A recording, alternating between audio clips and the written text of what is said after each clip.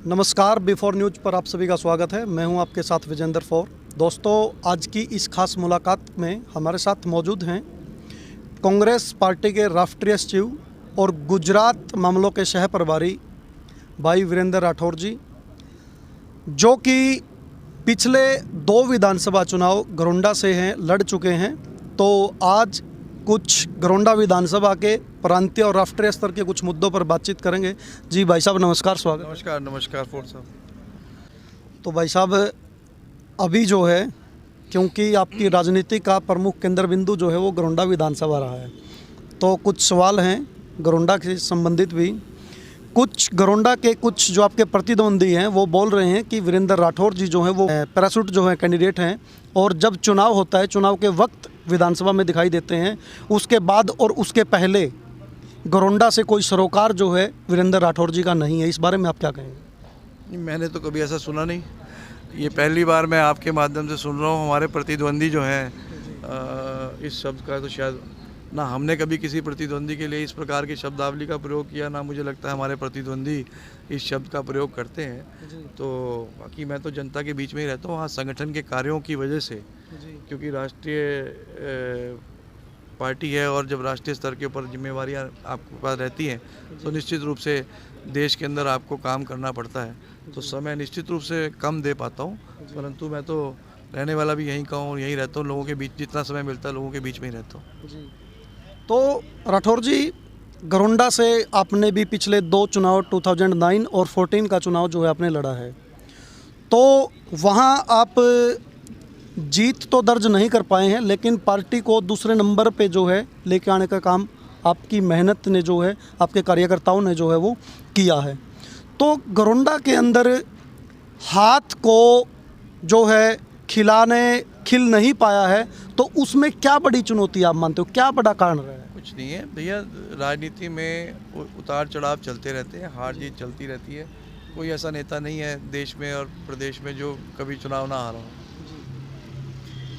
तो हर एक लीडर हरियाणा की राजनीति में, चौधरी बंसीलाल से लेकर के मौजूदा हमारे मुख्यमंत्री, पूर्व मुख्यमंत्री, या जितने भी लीडर मैंने देखे हैं, सब लोग चुनाव हारे भी हैं, जीते भी हैं। जीत हार तो जो है वो चलती रहती है, और चुनाव जनता चुनती है। तो जनता के अनुरूप आप कार्य करते रहें तो जनता आपको पलकों पे बिठाने का काम करती है। तो इसलिए हमेशा हर हार में आपको अपना अवलोकन करना चाहिए। किसी का कोई दोष आपको नहीं निकालना चाहिए, किसी भी व्यक्ति को, तो राजनीतिक व्यक्ति को। अपने अंदर हम क्या बदलाव कर सकते हैं जिससे जनता का स्नेह और प्यार हमारे प्रति बढ़े, उस और हमारा फोकस होना चाहिए। और हर चुनाव, चाहे आप जीतो चाहे हारो, वो आपको एक सीख देता है, उससे सीखना चाहिए और जनता के फैसले को पर भगवान का फैसला मान करके उसका सम्मान करना चाहिए। और भविष्य गर्भ में क्या छुपा है ये तो हम आज नहीं कह सकते। जी, 1967 से लेकर के भाई साहब 1967 से लेकर के 2019 तक गरोंडा विधानसभा के 13 चुनाव हुए हैं। उन 13 चुनाव के अंदर कांग्रेस जो है 3 बार जो है गरोंडा विधानसभा का प्रतिनिधित्व जो है हरियाणा विधानसभा में किया है। तो 10 चुनाव जो है कांग्रेस के द्वारा जो है हार का मुंह जो है वो देखना पड़ा है। तो कांग्रेस कैसे मजबूत गरोंडा के अंदर हो, इसके लिए आपने आगामी क्या रणनीति बनाई? देखिए, चुनाव के नतीजे से मैं समझता हूँ कि हमें ये आकलन नहीं करना चाहिए कि कोई पार्टी मजबूत है कि कमज़ोर है। तो आपने देखा होगा कि हमारे यहाँ पे मार्जिन बहुत कम रहता है हार जीत का। तो कभी 500, कभी 600, कभी 700, कभी 800। 2009 में देखा होगा आपने, आपका भी 16-1700 800 वोट का मार्जिन है। तो जब आपका इतना कम मार्जिन है तो फिर आप ये तो कह नहीं सकते कि कोई कमज़ोर है या जीतने वाला बहुत मजबूत है। ठीक है ना? तो इसलिए कई बार कई फैक्टर चुनाव के अंदर काम करते हैं। तो और मैं समझता हूँ कि कोई वर्ल्ड रिकॉर्ड बनाने वाला कोई तेज धावक होता है ना, जैसे वो भी कड़ी मेहनत के बाद ही वर्ल्ड रिकॉर्ड बना पाता है, कड़ी साधना के बाद। अब अगर मैं कहूँ कि बेन जॉनसन माँ के पेट से पैदा होते ही तो गोल्ड मेडल नहीं ले आता विश्व के लिए, उसके लिए भी समय लगता है।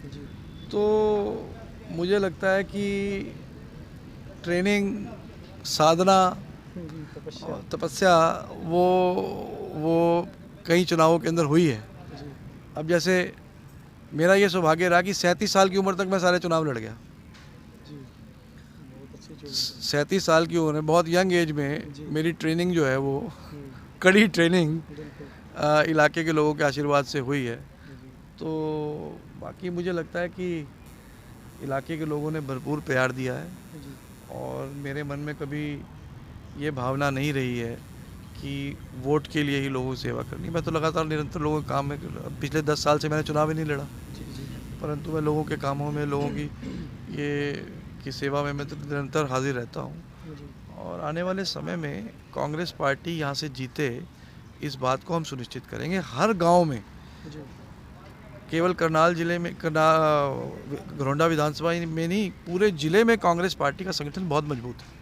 हर गांव में हमारा समर्पित कार्यकर्ता है, हर कार्यकर्ता मेरे टच में है, हर एक के दुख सुख में हम खड़े हैं। और मुझे लगता है कि आने वाले समय में मजबूती के साथ कांग्रेस पार्टी ना केवल घरौंडा में, परंतु करनाल की 5 विधानसभाओं के अंदर हम बड़ी मजबूती से चुनाव लड़ने का काम करेंगे। मौजूदा विधायक हरविंदर कल्याण जी जो है अभी 4 नवंबर को अपना 8 साल का जो कार्यकाल है वो पूरा करने जा रहे हैं।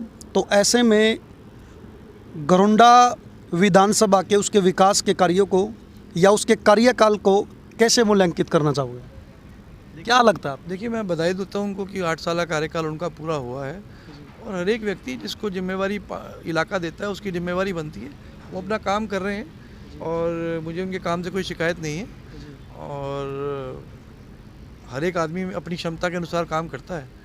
जितनी उनकी क्षमता है उन्होंने पिछले 8 वर्षों में काम किया। अब क्षमता से ज़्यादा तो काम नहीं कर सकते, तो अपनी क्षमता के अनुसार हर व्यक्ति काम करता है। क्षमता व्यक्ति टू व्यक्ति फ़र्क होती है और मुझे लगता है उन्होंने अपनी क्षमता के अनुसार काम किया।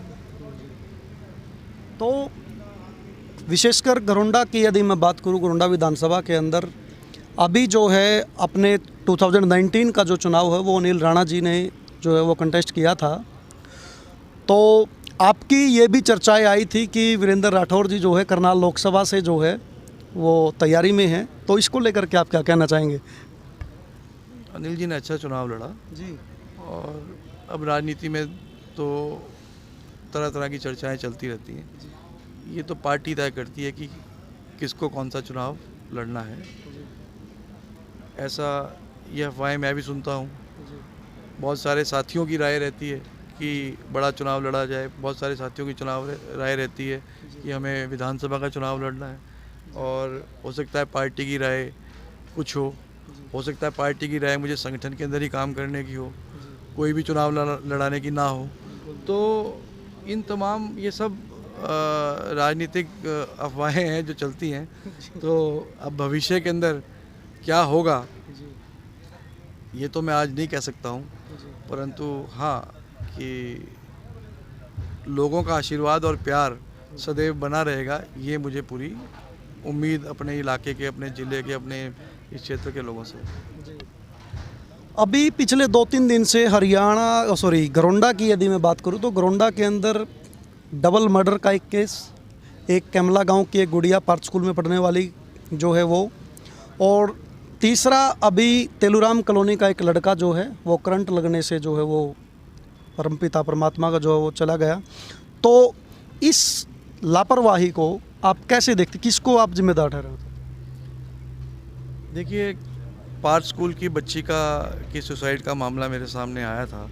बहुत दुर्भाग्यपूर्ण है।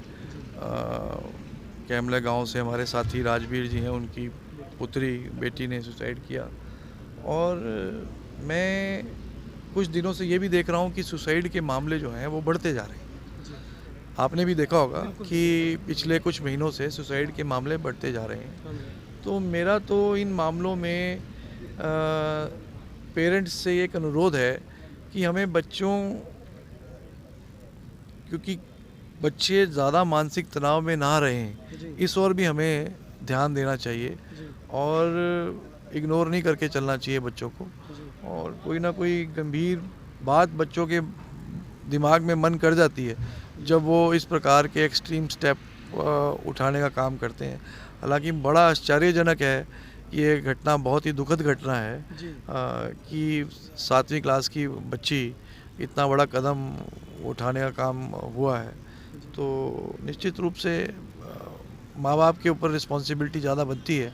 अपने बच्चों को हम लोग मॉनिटर करें किन के साथ वो उठ रहे हैं, किस कंपनी में जा रहे हैं, क्या उनका डेली रूटीन है, कोई ऐसा मानसिक तनाव उनके मन में तो नहीं है, या कोई पढ़ाई का बहुत ज़्यादा दबाव उनके ऊपर तो नहीं है। तो इन तमाम चीज़ों को हमें क्लोजली मॉनिटर करना चाहिए। जनरली परिवारों के अंदर हम इन चीज़ों को इग्नोर कर देते हैं और फिर कहीं ना कहीं बच्चा अपने मन में इस बात को बिठा लेता है, फिर वो बाद में एक विकराल रूप ले जाती है। तो इन चीज़ों पे हमें ध्यान देना चाहिए। और लॉ एंड ऑर्डर सिचुएशन से संबंधित बाकी आपने मामलों की बात की है, वो तो लॉ एंड ऑर्डर सिचुएशन से संबंधित मामले हैं। तो सरकार इस मामले में विफल है और आप भी समझ सकते हैं कि ये सारे मामले जो हैं, अगर law and order situation control में हो, अब शरेआम जो है जगह जगह आप देख सकते हैं कि किस प्रकार से गुंडागर्दी जो है पूरे प्रदेश में बढ़ रही है, लूटपाट की वारदातें बढ़ रही हैं, पुलिस का डर खौफ जो है वो लोगों के मन में नहीं है। तो ऐसे में आपराधिक किस्म के जो लोग हैं वो पनप जाते हैं। तो सरकार तो हर मोर्चे पर विफल है, लॉ एंड ऑर्डर भी आउट ऑफ कंट्रोल है। तो सीएम सिटी करनाल के अंदर ही सबसे ज़्यादा क्राइम रेट है, तो वहीं जहाँ से मुख्यमंत्री विधायक हैं उसी शहर के अंदर कंट्रोल क्राइम को नहीं कर पा रहे मुख्यमंत्री। तो पूरे हरियाणा की तो दुर्दशा क्राइम के मामले में बनी है। तो मैं समझता हूँ इन तमाम चीज़ों की ओर सरकार को ध्यान केंद्रित करना चाहिए। तो साथियों, यहाँ पर आपको बता दें कि यदि प्रशासन की तरफ से यदि प्रॉपर पेट्रोलिंग यदि की जाती तो शायद ये डबल मर्डर वाला जो मामला है ये होने से बच सकता था।